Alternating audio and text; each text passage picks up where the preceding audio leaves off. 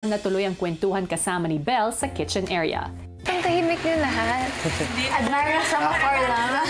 Yes, sir. Okay lang. Pag nakita kasi kami ng bagong face, parang natutulala talaga kami lahat. Along the way in the industry, not everyone talaga mabiplease mo. And that's okay. You don't live for those people. You live for yourself.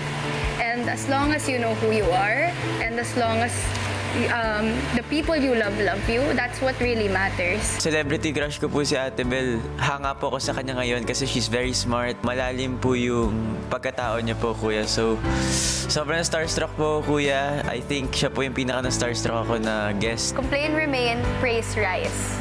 So if you complain, bakit ako nandito, you'll just remain. Kasi what you do is just complaining.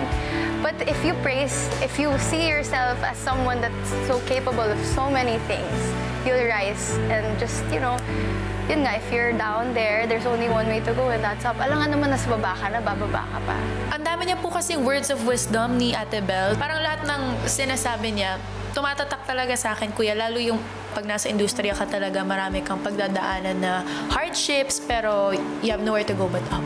I did wall climbing last time and then this guy nagturo sa akin told me, you fall 99 times just to get up there once.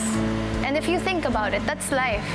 You fall so many times, but then achieving it just one time, at least alam mo na yung journey mo, how to get back up again. Don't be too hard on yourself. Yun lang. Ito po sa bahay niyo po, kuya, yun po talaga yung naaral ko, lalo na sa week na to, especially sa ligtas po, kuya. Yun po yung lagi naming sinasabi sa mga kagrupo namin na okay lang, try lang tayo ng try. And sakto, yun po yung naging payo ni Ate Belle, kuya. Ilang sandali pa matatapos ng magluto sina Joaquin at Sofia ng pansit canton. Siyempre po, kuya, masaya kasi kumbaga isa yun sa mga magagandang paraan para mag-welcome ng bisita, kuya. Okay lang. Minsan lang ako dito, tutulong ako sa inyo. Maya-maya pa naging usapan naman ang pananatili nila sa bahay ni Kuya. Masaya ka naman. Masaya naman. Para pag kailangan ni Ate Belle doon. Nakaka-proud kayo. At least pag nandito kayo, natuto kayo maging independent. Kayo lang yung magtutulungan dito.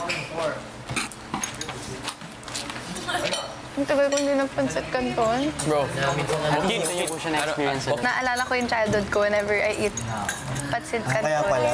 Adobo. Belle, Yes po. oras na para magpaalam sa mga host.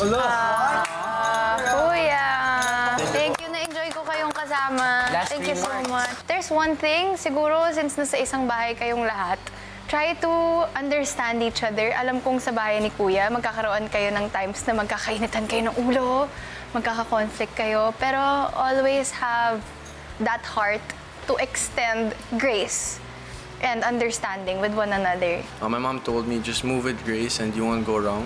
So when she said that, it was like a reminder to me that yun lang yung kailangan kong gawin dito sa bahay. You don't make a mistake, or even if you make a mistake, you own up to it kasi alam mong you're just moving with grace. Even after this whole journey, sana patuloy yung pagiging kaibigan niyo. Actually, not friendship family. Thank you so much, guys. Bye. Mwah. Hindi po ako nalungkot. More on, grateful po ako. She visited us in the first place. Thank you guys. Thank you. It was nice meeting you. Nakakatuwa kasi nakita ko po sa kanila lahat yung gusto rin po nilang balik-balikan yung pagkabata nila, yung childhood nila. Yun nga po, nagpapatentero sila sa labas. Since growing up nga po, I'm going through adulthood. So it's good that I have these moments po to just take a look back and pause. I needed this, so thank you so much, Kuya. Bukas lagi ang bahay ko para sa'yo. So ano bang aabangan namin sa'yo? Gusto ko yung imbitahan, Kuya. Kung di nyo pa napapanood, siguro pagkakataon nyo na po itong panoorin ang Meet, Greet, and Buy. Ngayon palang, Belle, ay kinocongratulate na kita sa success ng inyong movie. Salamat po.